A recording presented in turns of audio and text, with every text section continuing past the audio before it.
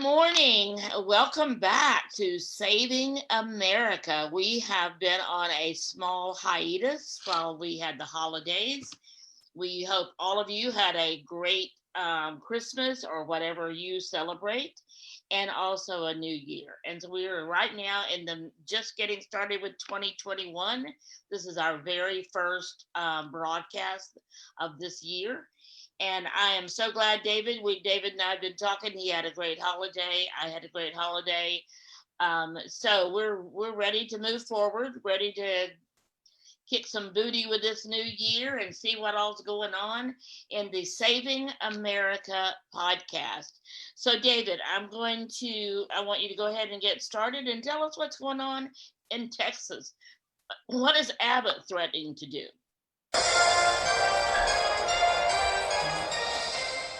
You say, hey, and that's your final answer? Well, we have had a very tough last month or so, and there has been a significant surge in COVID cases, both in Texas and throughout the United States. This is the third surge. Remember, we started the shutdown last March with the initial surge of the virus, and things were pretty catastrophic. And there was a fear that we'd run out of hospital beds and there'd be people, dying in the streets and so forth. So in any event, we got through that. There's still quite a bit of debate about whether that was successful, given that the COVID spread has continued at a fairly rapid pace. We then had a second unexpected surge during summer 2020, which didn't overrun the hospitals, but caused a lot of concern in states like New York and California. Implemented some fairly punitive policies, which again are still being examined.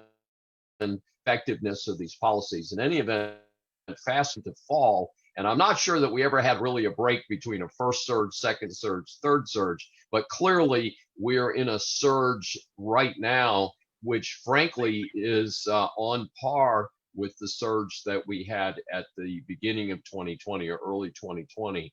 And it's obviously a very sad situation. And the report was yesterday, we topped 15,000 new cases here in the state of Texas. So there's different parameters that are used, and I'm not going to repeat the statistics because I haven't written them down to repeat them. But in any event, they use certain parameters to determine if the situation is at a crisis level. And what we're being told is that either today or tomorrow, given the current surge, that Governor Abbott, who is a Republican and a conservative, may implement some fairly strict public controls, like closing the bars again, pushing the restaurants down to 50%. Frankly, I thought the restaurants were still at 50%. But in any event, this would be interesting because it is Republican governor, and there's been a lot of criticism of Democrat governors who have shut their states down, like New York and California. So it's, I think it's somewhat of a desperation play. It gets a little bit worse, and that is that we didn't set a record for travel this Christmas, New Year's holiday. We had about 1 million less travelers than we did a year earlier during the holiday season, but that is still a very large number of people. And what we do know is that the number one way that COVID is spread is by gatherings, like family gatherings for holidays and things like that. You only need one person in that gathering to infect everybody else, and then they infect everybody else, and you have what's called a super spreader event. So an individual family gathering isn't a super spreader event in itself, but if you have tens of thousands of family gatherings, each one of which might have an infected individual, then you get into some really tough circumstances. So unfortunately, I think that there may be some further moves ahead. Now, in terms of looking long term, I think that we're probably hopefully, and I'm going to talk in another segment about the vaccine situation, but I think we're looking at about another 6 months. And it reminds me of Groundhog Day. We're about a month off from Groundhog Day. And remember, if he sees his shadow, his 6 more weeks of winter. Yep. And I think I'm going to be the groundhog today and say we've got about 6 more months of difficulty with COVID at a minimum before we have some type of breakthrough. Wow. Wow. Well, hopefully that means we can at least see a light at the end of the tunnel, right? It may At not that be, 6 it months. may not be close, but we can see it. So that's great. Absolutely. And we are hearing of people occasionally who have received the vaccine. So we know it is being distributed and people are getting it. So it's just not happening as fast as we would all like for it to happen. Absolutely. So today is election day in Georgia to elect 2 senators, 2 of them running in a runoff that it was too close to count in the November election. So now they're doing the runoff with 2 different candidates. So tell us about the chaos that's going on in Georgia. Well, the weakest link. Goodbye. Okay. Well, of course, the rumor of the week is that Trump has criminally threatened the Secretary of State of Georgia, and yet anyone who has any semblance of understanding of the law knows that nothing criminal took place in the call. Also, I didn't interpret. I've spent some time looking at transcripts of the recordings and reports of what happened. I think that again, I am not Trump's biggest supporter from the standpoint that I think he's put out a lot of inappropriate tweets. He's made a number of inappropriate statements. He's done some things that I think any competent advisor would like to take back. Having said that, this is probably one of those situations where Trump should not have been on the call, that he should have had the people that work with him on the call. I think they've already run it through this guy Raffensperger there in Georgia. And a couple things to appreciate about the distribution of the rumor. First of all, I think anyone should be honored to have a telephone conversation with the President of the United States. The fact that this was illegally recorded, something nobody's mentioned so far, and that it was distributed without the permission of the president and his party is something that's interesting. How the media has stepped over a very important aspect to this. This was not a public call; it was a private call among administrators, and there were other people for Trump on the call and other people for the Secretary of State of Georgia on the call, and that has not been talked about very much either. But I do not see it as a very productive call. Apparently, one of the things to appreciate is that Trump is not a Republican. He's actually supported Democrat candidates before running as a Republican, and I think he picked the slot that he thought he could fill best. I think he has tended more conservative in his later years, and so he felt he had a better fit there. But one of the problems you have is people keep saying, well, how can he be beating up on this guy who's a Republican, this Secretary of State of Georgia? Well, there's a couple issues here. First of all, Trump's not a Republican. He doesn't have a long history with the Republican Party. He has a short history. And not all Republicans like Trump because he is an outsider who's basically co-opted the party and made it the Trump party instead of the Republican Party with Trump as a candidate. And there's a big difference. So I don't think there's any love lost between him and this person. And basically, if you think about it, what he is saying is that this person has done an incompetent job of administering the election in Georgia.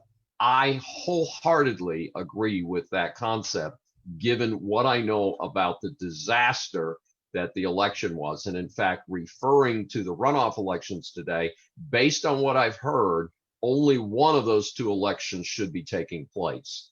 That Perdue should have won the general election and should be in the Senate, and Kelly Loeffler should be the one in the runoff.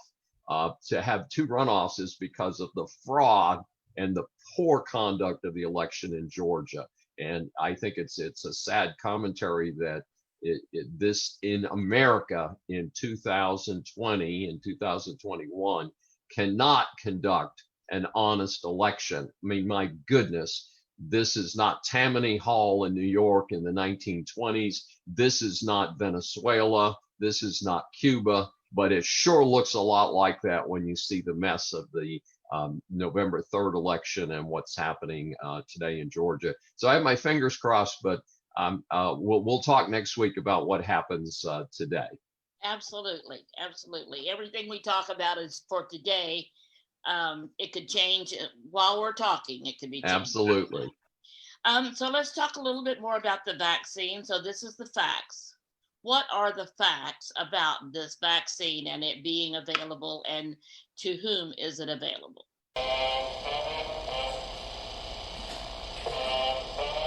Just the facts, ma'am.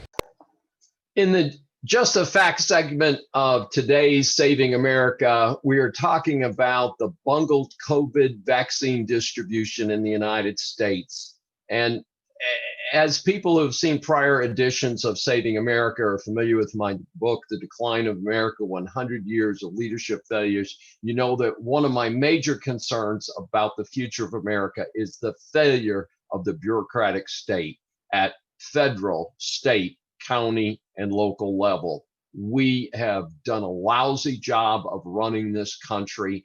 Pretty much for the last 40 to 50 years, we've been going downhill. We cannot continue to do this. And the distribution of the vaccine is yet another exhibit of how poorly we run this country, how poorly our administrators are doing for the American public. And this is so critical at this time. In order to achieve herd immunity, we must inoculate through vaccine as many people as possible, and combine that with the number of the millions and millions of people who've recovered from the virus, who have some type of immunity at about the 70% mark, 60 to 70%, according to Dr. Fauci at the Centers for Disease Control. We should achieve what's called herd immunity, which means this will no longer be a pandemic in the United States. To do that, we need to get that vaccine out, and we need to do it effectively. I do not criticize the triage system that was developed. We have the 1A, the 1B, and so forth. What I'm critical about is it appears they've done at least a fair job of taking care of the 1A vaccination system for healthcare workers and other critical care workers, although I've heard people who have administrative positions in hospitals are getting the vaccine. I question that. I also question the fact that if you're shooting up the healthcare workers, their exposure is also tied to their spouses. To me, it doesn't make a lot of sense to shoot up a healthcare worker and not shoot up their significant other or their spouse. Seems like it would be an expedient way to get this vaccine out to as many people as possible. But let's move down one level to 1B. These are people with significant health issues or over 65. We have chaos. Chaos is currently reigning, and we cannot do this and have an effective vaccine distribution. City of Houston opened one vaccine open distribution center on Saturday. I understand there were long lines. By Sunday, there's no lines. Why? Because poor location, poor distribution, poor information to the public. I'm not sure who knew about it Saturday in order to show up to get the shots. I don't know who didn't know about it on Sunday, who were unable to show up and get the shots. So we've obviously got to set up a large number of vaccine distribution centers, and we've got to get the information out to the public, to the man and woman on the street, so they know where to go, when they're eligible, and when they can get in there and take care of America by achieving herd immunity. So that's key point number one. Key point number two is don't mess with science. One of the key successes of the Trump administration was Operation Warp Speed, where the United States government funded billions and billions of dollars to have this vaccine developed very quickly. There are 2 vaccines available in the United States, and those are all key accomplishments. Those are good things that we've done as the United States government in cooperation with private industry. Now, the question is, I heard on the news this morning, there's some discussions about, well, maybe we'll give people half a dose. Maybe we won't give them the second dose for 5 or 6 weeks instead of 3 or 4 weeks. And maybe we'll play with something else. Folks, that is the wrong approach. If the vaccine companies thought less would do more, they would have done it already. Now, certainly this is a moving target. Things may be adjusted in the future, but I don't want numbnuts wandering around in the community who've done such a lousy job of running the community or in the media telling the rest of us how vaccines should be distributed. Let the vaccine developers, these major pharmaceutical companies, the medical doctors, and the incredible researchers who work with them make those key decisions, not bumbling administrators. And that is just the facts for our very first Saving America for 2021. Thank you for joining us.